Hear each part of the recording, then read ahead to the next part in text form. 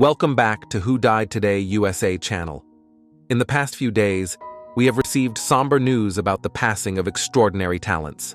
Today's episode is dedicated to honoring their memory. Additionally, we will recap the stars we have recently lost. Before we begin, we kindly ask for your support.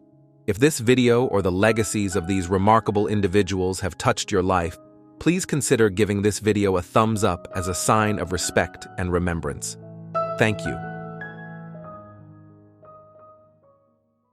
Today, we remember Loretta Swit, a cherished actress and humanitarian whose life and work left an enduring mark on American television and beyond.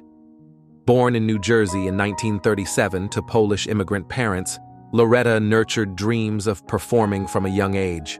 With determination and heart, she rose from shy beginnings to become a household name, captivating audiences as Major Margaret "Hot Lips" Houlihan on the beloved CBS series MASH. For 11 seasons, Loretta brought depth and humanity to her role as head nurse at the 4077th Mobile Army Surgical Hospital. More than just a character, Margaret Houlihan evolved under Loretta's care. From a rigid authority figure to a symbol of strength, compassion, and growth. Her work earned her 2 Emmy Awards and a place in television history. But the road wasn't always easy. Loretta began her career with no comedic experience on screen, often cast in dramatic roles. When MASH came calling, she faced doubt, but overcame it with grit and grace. Later, when she sought new creative challenges, she was met with contractual limitations, yet continued to pour herself fully into the ensemble that became her second family. Loretta also dedicated her life to causes she held dear. A passionate animal advocate and talented watercolor artist, she used her voice to protect the voiceless and inspire kindness. Her gentle spirit, fierce talent, and unwavering dedication touched the lives of many. On May 30th, 2025, Loretta Swit passed away peacefully of natural causes at her home in New York City. Though she may no longer walk among us, her legacy of laughter, compassion, and courage will always remain.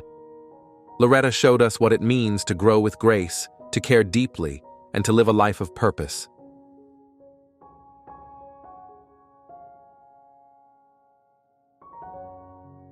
Marcel Ophuls, an extraordinary filmmaker and storyteller, was born in Frankfurt, Germany in 1927. From a young age, he witnessed the turbulence of history firsthand. After fleeing Nazi-occupied France with his family, Marcel eventually settled in the United States. These early life experiences shaped his deep sense of justice and his lifelong pursuit of truth through film. Marcel's work redefined what documentaries could achieve. His landmark film, The Sorrow and the Pity, 1969, invited audiences to look closely at the complex choices people faced during France's occupation in World War II. The film sparked conversations across Europe and America, not through judgment, but through honest human stories. It stood as a testament to Marcel's belief that history must be examined with care and compassion. He continued to push boundaries with films like Hotel Terminus, 1988, which earned him an Academy Award for its gripping exploration of accountability and memory. Marcel never shied away from difficult subjects. His documentaries examined the Nuremberg trials, the Vietnam War, and the siege of Sarajevo. Each film was guided by his moral clarity and his trust in the power of listening. Though his work explored heavy themes, Marcel brought warmth and grace to every frame. Even late in life, he remained active, still dreaming of future projects. On May 24, 2025, Marcel passed away peacefully in his sleep at his home in the south of France, surrounded by the stories and loved ones that meant the most to him. Marcel Ophuls leaves behind a legacy of courageous storytelling and deep empathy. His films will continue to guide generations, reminding us that through understanding our past, we find the strength to shape a better future.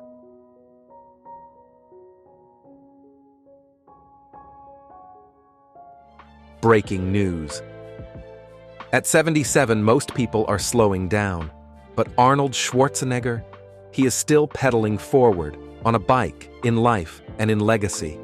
His journey is not just a tale of fame and muscle, but one of perseverance, vulnerability, and the quiet power of choosing to rise, again and again. Born on July 30th, 1947, in the quiet village of Thal, Austria, Arnold grew up in a modest home, with dreams far too large for its walls.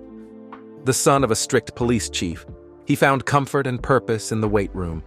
By the age of 20, he had become the youngest man to win the title of Mr. Universe, and he was just getting started. Over the next decade, he would redefine physical excellence. With 7 Mr. Olympia titles to his name, Arnold did not just compete. He transformed the global image of bodybuilding. His chiseled physique, discipline, and unwavering belief in himself made him a fitness icon. But behind that strength was a young man battling homesickness, language barriers, and an industry that doubted him at every turn. When Arnold moved to America in 1968, he barely spoke English. Casting directors laughed at his accent, called him too bulky, too foreign, but he saw every no as fuel. He studied acting, practiced speech, and patiently carved his way into the film world.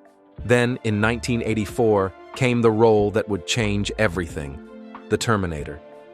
With just 17 lines of dialogue, Arnold's portrayal of the relentless cyborg assassin became legendary. "I'll be back" was more than a catchphrase, it was a prophecy.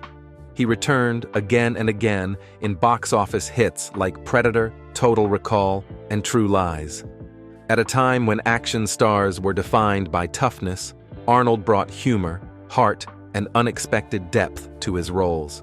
But the screen was not his final frontier. In 2003, Arnold made one of the most surprising moves in modern political history. He announced his candidacy for governor of California, and won, twice. As a Republican in a largely Democratic state, Arnold defied partisanship. He called himself a people's governor, focused on real problems like environmental reform, infrastructure, and economic recovery. His climate initiatives made headlines. He passed the Global Warming Solutions Act, capping greenhouse emissions and pushing California toward a cleaner future.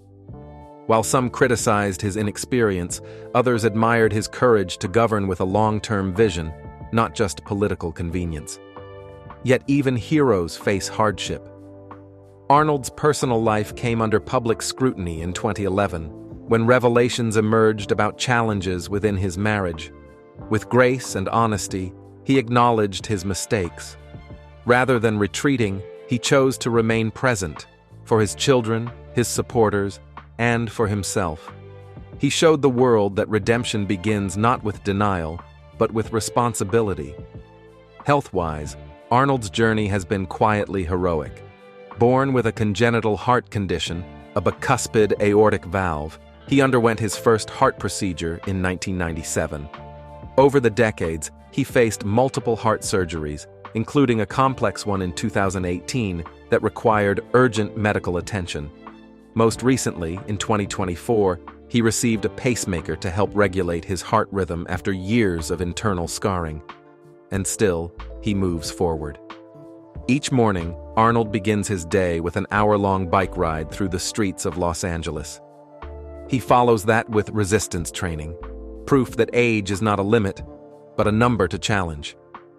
Beyond the physical, his heart beats strongest in acts of giving. In 2025, when devastating wildfires struck California, Arnold quietly stepped in. He pledged $1 million to relief efforts, supporting firefighters and families who lost everything. He also launched a line of fundraising T-shirts, encouraging his fans to wear their support and their compassion on their sleeves. His generosity was not about cameras or applause, it was about community. He also took on a new role as Chief Action Officer of Zimmer Biomet, a medical technology company helping patients with joint and mobility challenges. Through the campaign You'll Be Back, Arnold offered both medical insights and emotional encouragement, helping others regain movement, freedom, and hope. So what do we make of a man like Arnold Schwarzenegger? He is not just the Terminator. He is not just a bodybuilder, an actor, or a former governor. He is a symbol of what it means to fall down, get up, and keep going. Not once, but countless times. His message to the world is simple but powerful. Be useful. Whether he is starring in films, supporting veterans, mentoring young athletes, or reminding us to keep moving as we age, Arnold has spent his life living that creed. And now, as he continues to share his wisdom on aging, health, and resilience, he offers a reminder that perhaps we all need. Strength is not just about muscles, it is about mindset. So we ask you, what part of Arnold's journey speaks to you most? Is it the immigrant who dared to dream? The movie star who made us believe in heroes? The leader who took on California's greatest challenges? Or the man who, despite surgeries and setbacks, still gets on his bike every morning and rides into a new day? Share your thoughts in the comments. Arnold Schwarzenegger's story is far from over, and it continues to inspire the best in all of us.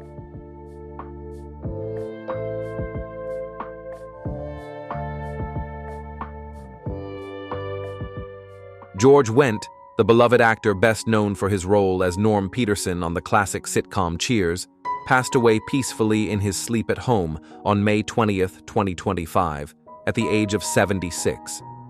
Known for his affable charm and everyman wit, George brought warmth and humor into millions of homes, becoming one of television's most enduring and endearing characters. Born with a gift for making others laugh, George began his career at Chicago's famed Second City, where he met his wife, Bernadette Burkett. Together, they built a life rooted in creativity, comedy, and deep family love. Bernadette also left her mark on Cheers, lending her voice to Vera, Norm's often mentioned but never seen wife, adding yet another layer to their shared legacy.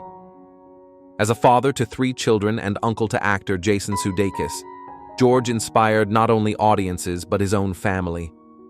Jason fondly remembered a thrilling ride through Laurel Canyon in George's new BMW, a snapshot of the humor and adventure that defined his uncle. For Sudeikis and many others, George's presence was a beacon of encouragement, reminding them that even the most unconventional paths could lead to remarkable success. Beyond the barstools of Cheers, George Wendt was known as a generous spirit, a loyal friend, and a consummate professional. His legacy isn't just in the laughter he sparked, but in the love he shared. As his family and fans remember him, it's clear that George lived his life like his most famous character, with heart, honesty, and a seat always open at the table.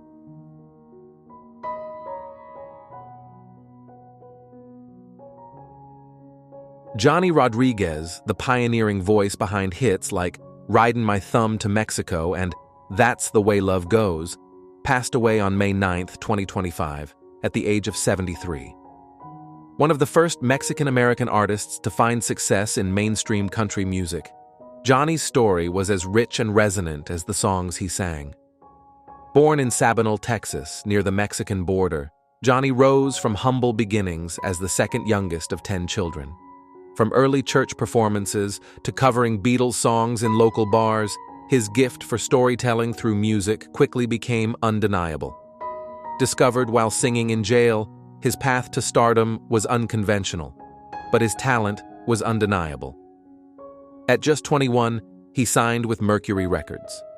By 1973, he had a #1 country album and a series of chart-topping hits that infused country music with Spanish lyrics and Latin rhythms.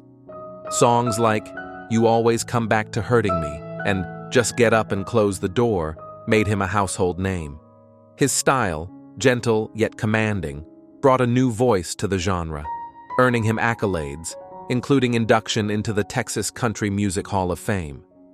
Johnny's later years were marked by challenges, including personal trials and health issues, but his music never stopped echoing across generations.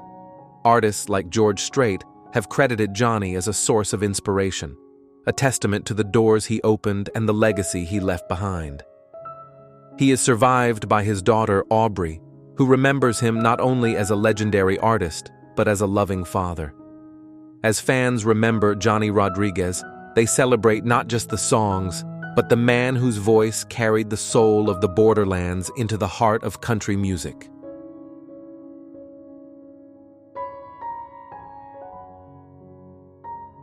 Kathleen Hughes, the luminous starlet of Hollywood's golden age and beloved scream queen of 1950s sci-fi and noir cinema, passed away on May 19, 2025, at the age of 96. With a striking screen presence and a signature shriek that left an indelible mark on moviegoers, Hughes captivated audiences with roles in classics like It Came from Outer Space and The Glass Web. Born Elizabeth Betty von Gherkin in Los Angeles, she defied early doubts about her place in film. Her own uncle once said she was too tall for the screen. Yet, with determination and grace, she signed with Fox, then Universal, becoming a staple of suspense and adventure pictures through the 1950s. Whether playing a co-ed, a conniving sister, or a haunted heroine, Hughes brought both allure and nuance to every frame. Her role in It Came from Outer Space not only defined her legacy in science fiction, but also produced one of the most iconic publicity stills of the era, arms flung upward, mid-scream. Hughes later recounted this moment with humor and pride, marveling at how that image followed her through decades of popular culture. Beyond the screen, Hughes led a rich personal life. She was married for 59 years to acclaimed producer Stanley Rubin and raised 4 children, embracing motherhood with the same passion she brought to her craft. Friends and family remember her wit, elegance, and the quiet joy she brought to those around her. As we reflect on the life of Kathleen Hughes, we remember a trailblazer who bridged beauty with boldness and laughter with legacy. Her films remain etched in our memories, and her story, one of resilience, talent, and warmth, will continue to inspire generations of movie lovers.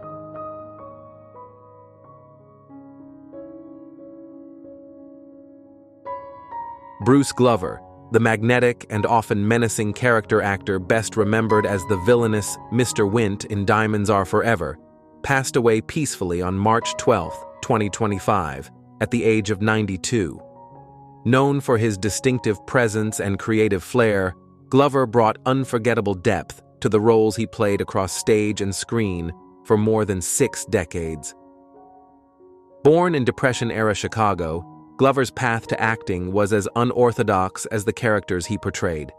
His early journey included a stint in the U.S. Army during the Korean War and even performing in a gorilla suit at a strip club before finding his calling in local theater. He would go on to share the Broadway stage with legends like Bette Davis and Anne Bancroft in the 1960s. On television, Glover became a familiar face with appearances in Gunsmoke, Mission, Impossible, Chips, and many more. But it was his portrayal of the eccentric assassin Mr. Wendt, alongside Putter Smith's Mr. Kidd, in the 1971 James Bond classic that etched his name into pop culture history. His humor, bold choices, and collaboration with director Guy Hamilton gave the film some of its most memorable moments. Beyond Bond, Glover brought his intensity to films such as Chinatown, Walking Tall, and Ghost World. In later years, he passed on his knowledge by teaching acting in Los Angeles and appearing in indie projects with his son, actor Crispin Glover. Bruce Glover was not only a dedicated artist, but also a beloved father and mentor. His legacy lives on in the diverse body of work he leaves behind and the creative spirit he instilled in those who knew and admired him.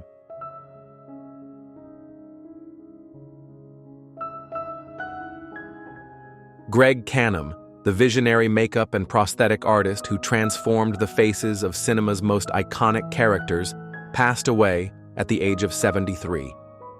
With a career spanning over 4 decades, Cannom's genius forever changed how we see storytelling on screen, through illusion, transformation, and impeccable detail. A pioneer in his field, Cannom won 4 Academy Awards for his work on Mrs. Doubtfire, Bram Stoker's Dracula, The Curious Case of Benjamin Button, and Vice. His artistry was not only about physical transformation, it was about breathing life into characters, allowing actors to disappear into their roles. Whether aging Brad Pitt backward in Benjamin Button or turning Robin Williams into the beloved nanny Mrs. Doubtfire, Cannom's work left an indelible mark on audiences around the world. Greg's path began in Southern California, where a Halloween theme park job sparked his passion. That spark led to a legendary partnership with Rick Baker and decades of contributions to film, television, and even music videos, including Michael Jackson's groundbreaking Thriller. His credits read like a timeline of Hollywood's visual evolution. Hook, Titanic, A Beautiful Mind, The Mask, Blade, and countless others. Behind the scenes, Greg was revered not only for his talent, but for his mentorship and dedication. In 2019, he was honored with the Makeup Artists and Hairstylists Guild Lifetime Achievement Award, a fitting recognition for a lifetime spent elevating cinematic storytelling. Though health complications marked his later years, Greg Cannom's creative spirit endured. He leaves behind a legacy rich with innovation, wonder, and the enduring magic of transformation. His work will continue to inspire new generations of artists and delight audiences for years to come.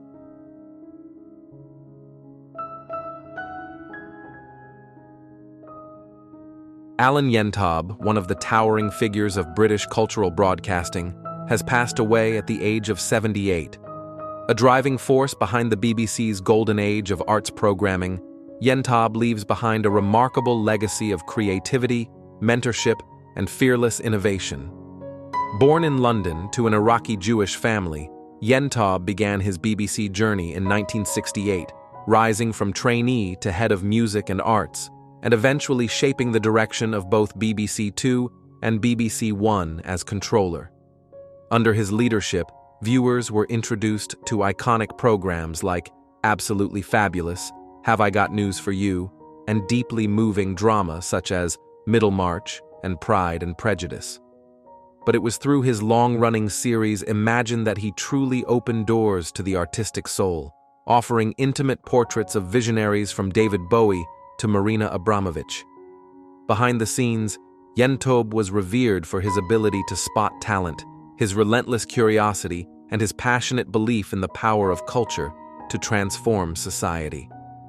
Though later years brought controversy through his association with the now-defunct Kids Company charity, he remained a respected and influential voice in British media. He continued to champion the arts with depth and dignity until his final year, earning a CBE in 2024 for his services. He is survived by his wife, Philippa Walker, their 2 children, and generations of colleagues and audiences inspired by his vision. Alan Yentab's enduring legacy is not only in the programs he created, but in the countless lives he enriched through his celebration of art, creativity, and the human spirit.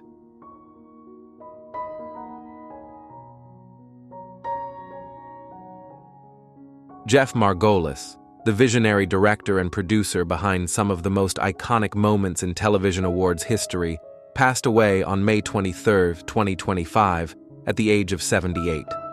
A true maestro of live television, Margolus spent over 5 decades shaping the look and feel of the Oscars, Emmys, SAG Awards, and countless other beloved specials, leaving an indelible mark on the industry. Born in Los Angeles, Margolus began his journey in entertainment in the simplest of ways, holding cue cards for his uncle Monty Hall on Let's Make a Deal. From that humble start, he rose to orchestrate television's grandest stages, directing 8 Academy Awards, 22 American Music Awards, and numerous specials for legends like Frank Sinatra, Michael Jackson, Elizabeth Taylor, and Bette Midler. His talent was matched only by his integrity. Known for his warmth, professionalism, and collaborative spirit, Margolus believed deeply in treating every member of his crew like family. He was honored with multiple Emmy and Directors Guild Awards, and his legacy is preserved in unforgettable broadcasts like Richard Pryor, Live in Concert, and the long-running SAG Awards, which he helped define for over 16 years. In his 2020 memoir, We're Live in 5, Margolus reflected on a career fueled by passion and a love for storytelling through the lens of live television. Jeff Margolus is survived by his children, Adam, Aaron, and Samantha, and grandchildren Max and Milo. His brilliance, humility, and unwavering commitment to excellence will continue to inspire generations of producers and directors. For those who've ever been moved by a live broadcast's magic, part of that magic was Jeff's.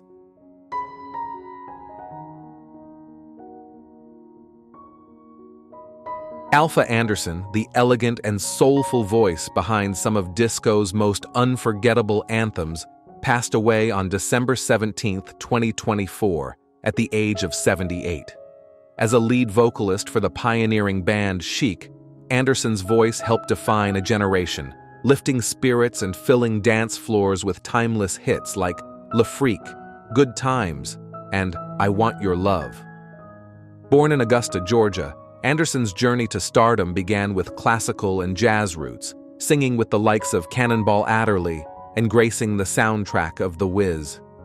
But it was through her collaboration with Luther Vandross and Chic founders Nile Rodgers and Bernard Edwards that she found her musical home. Joining Chic in the late 1970s, Anderson brought a depth of elegance and emotional resonance to their sound, becoming a defining voice of the disco era. Anderson wasn't just a singer, she was a pioneer. As one of the first prominent black women in disco, her artistry broke barriers and set new standards in the music industry. She later lent her talents to icons including Diana Ross, Bryan Adams, and Mick Jagger, and even returned to her roots with a stirring solo debut in 2017, Music from My Heart. Despite the passage of time, her voice remains immortal. Le Freak was inducted into the Grammy Hall of Fame and added to the Library of Congress's National Recording Registry, a testament to the enduring legacy she helped create. Alpha Anderson is survived by her husband, Iluriel Tinker Barfield, and leaves behind a legacy of music, joy, and soul that will continue to inspire generations. In the words of her longtime collaborator Nile Rodgers, "Thank you for everything."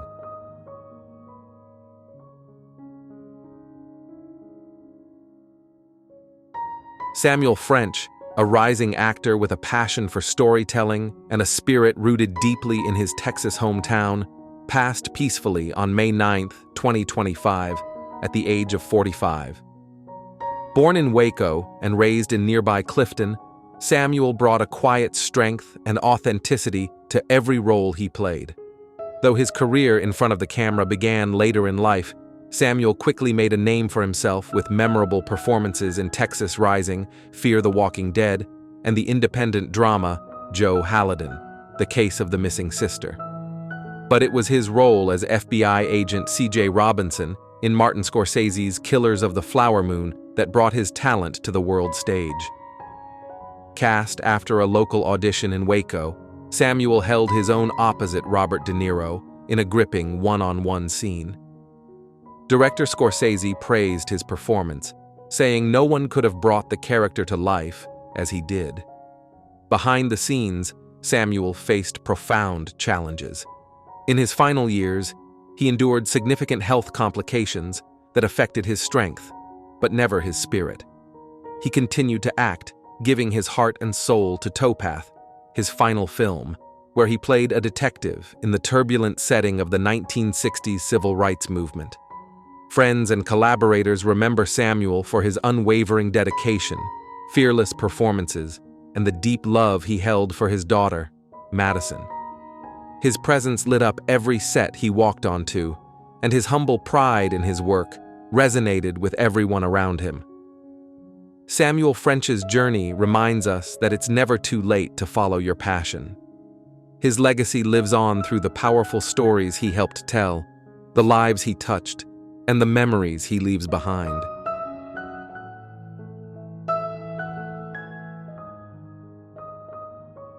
Michael Alimo, a devoted stage and screen actor whose career spanned more than 6 decades, passed away peacefully on May 2, 2025, at the age of 86 in Burbank, California.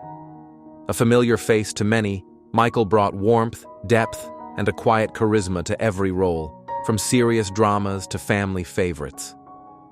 Born in Brooklyn, Michael's passion for acting began early, nurtured at Brooklyn College, and shaped through years of avant-garde theater. His early work with Joseph Papp's Shakespeare in the Park and the politically active Gut Theater in East Harlem set the foundation for a career rooted in purpose and artistry. He later took his talents west, performing anti-war theater in San Francisco before settling in Los Angeles in the early 1970s. Throughout his long career, Michael appeared in dozens of beloved television shows, including Cheers, Scrubs, The Wonder Years, and Hill Street Blues. On the big screen, he shared scenes with icons such as Michael Jordan in Space Jam and Jane Fonda in The China Syndrome, showcasing his versatility and quiet strength. Michael faced health challenges in his later years, but his creative spirit never wavered. His love for storytelling and the human experience continued to shine through his work, leaving a lasting mark on audiences and fellow artists alike. He is remembered not only for his craft, but for the kindness, humor, and wisdom he shared with those around him. Michael is survived by his loving wife, Louise, daughters Gabriella and Giovanna, son-in-law David, and granddaughters Isabella and Malia. His legacy lives on in the memories of his many roles and in the hearts of all who knew and admired him.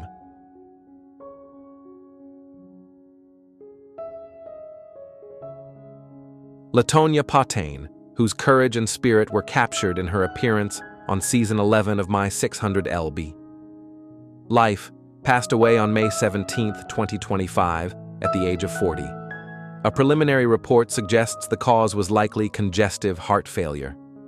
Her story, filled with resilience and a deep desire for healing, left a lasting impression on all who came to know her through the screen.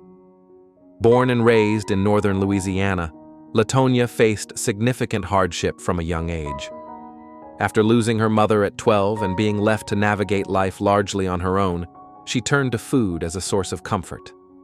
Despite the emotional and physical challenges, she never lost her dream: to walk down the aisle and marry her fiancé, Don. LaTonya's time on My 600 LB. Life showcased not only her health struggles, but her tremendous will to change. Though her progress was hampered by the sudden passing of her brother, she remained determined. "I'm dieting, and my weight is going down," she shared in 2023, hopeful about the future and focused on moving closer to family support.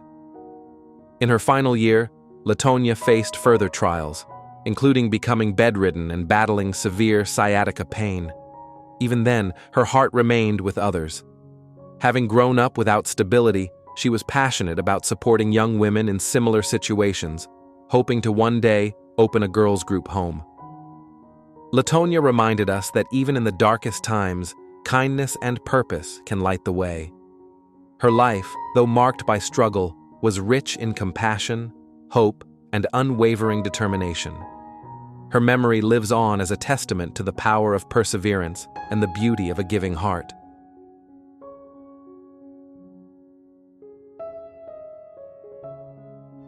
Breaking news. This is a story of brilliance, battles, and becoming. Jim Carrey, an artist of astonishing range, a comedian of unmatched elasticity, and a man whose face could make an audience laugh before he ever uttered a word, has spent decades turning chaos into comedy.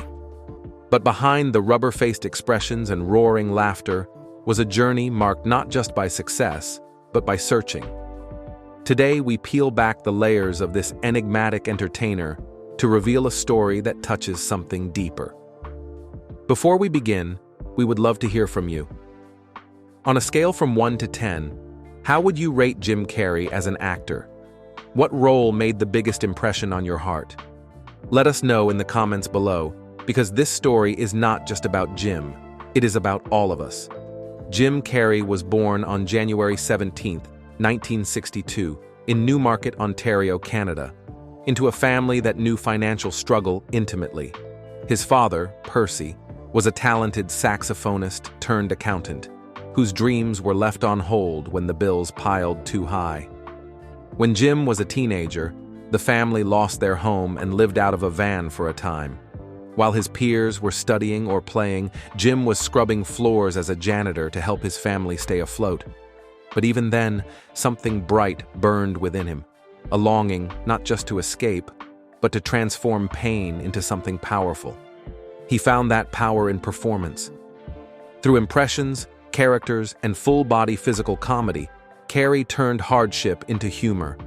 His early stand-up sets in Toronto showcased not just a knack for laughter, but a rare emotional intelligence that would later define his most poignant roles. By the early 1990s, Carrey had made it to Hollywood.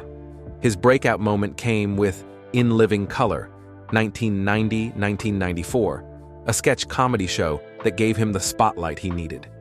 What followed in 1994 remains one of the most astonishing runs in film history. Ace Ventura, Pet Detective, The Mask, and Dumb and Dumber. 3 box-office smashes that introduced the world to Carrey's fearless, elastic style of comedy. He was not just funny, he was electric.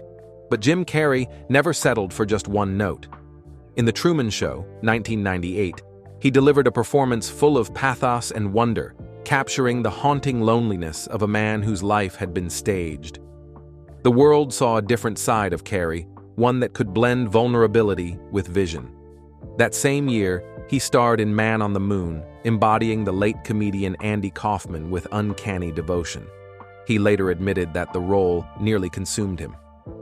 In Eternal Sunshine of the Spotless Mind, 2004, Carrey shed every comic instinct to portray a quiet, grieving man desperate to forget love. It was haunting. It was human. It was him. While the world applauded, Carrey quietly fought personal storms. For much of his adult life, he has lived with depression, a shadow he has never hidden. Once prescribed antidepressants, he later chose to manage his emotional health without medication, embracing stillness, painting, and mindfulness. He has often said that depression is not a sign of weakness, but a call to deep rest, a profound need to detach from the roles we play and reconnect with who we truly are. In interviews, he has spoken openly about his journey with ADHD, with fame, and with the search for identity. At a 2017 red carpet event, Carrey made headlines for seemingly abstract and existential remarks, speaking of the illusion of self and the meaninglessness of celebrity. But he later clarified, it was not confusion, it was clarity. He had come to see that true fulfillment could not be found in applause, but in authenticity. Carrey's mental health awakening was not a crisis, it was a calling. He began to focus on creating art, turning to painting and political cartooning as new forms of expression. His visual works are often bold, satirical, and brimming with emotion. In 2020, he published Memoirs and Misinformation, a semi-autobiographical novel that blurred the line between fame and fiction. It was strange, smart, and exactly the kind of risk he had always been willing to take. Health has also been a critical part of Carrey's journey. He has spoken about the toll that years of hyper-expressive performance took on his body and mind. Though he continues to move with surprising energy, he has acknowledged the importance of slowing down, reconnecting with nature, and living a quieter life. In 2022, Jim hinted that he might be retiring from acting, stating that he had done enough and was content with stepping away. Yet in 2024, he made a return in Sonic the Hedgehog 3, reprising his role as the villainous Dr. Robotnik. When asked why he came back, Carrey joked that he had bought too much stuff and needed the money. But beneath the laugh was something deeper, a recognition that the joy of performance on his terms still had value. He has also faced moments of deep personal loss. In 2024, Jim mourned the passing of his sister Rita, a beloved figure in his life. His grief, though private, was palpable to those who have followed his story. Over the years, Carrey has not shied away from controversy. His political artwork and public statements have drawn both praise and criticism. He has chosen to speak up, through humor, art, and sometimes painful honesty, about what he sees as injustice or hypocrisy in the world. Yet even amid pushback, Carrey has remained rooted in one truth: that life is not about the roles we play, but the meaning we give to each moment. He reminds us that behind every smile is a story, and behind every laugh, sometimes, a longing. Jim Carrey's story is more than a career retrospective. It is a human portrait. It is a reminder that greatness often grows from struggle, and that even those who bring joy to millions may wrestle with invisible battles. Through comedy, drama, silence, and speech, Carrey continues to invite us not just to laugh, but to reflect. So what do you take from his journey? Has Jim Carrey's openness about emotional health and identity resonated with you? What role, what scene, what moment from his life or his films lives on in your heart? We would love to hear your thoughts in the comments. And if this story moved you, consider liking and sharing it, because in telling these stories, we not only celebrate legends, but also find connection in our own lives. Jim Carrey taught us how to bend our faces into 1,000 shapes, but perhaps his greatest gift is showing us how to unmask our own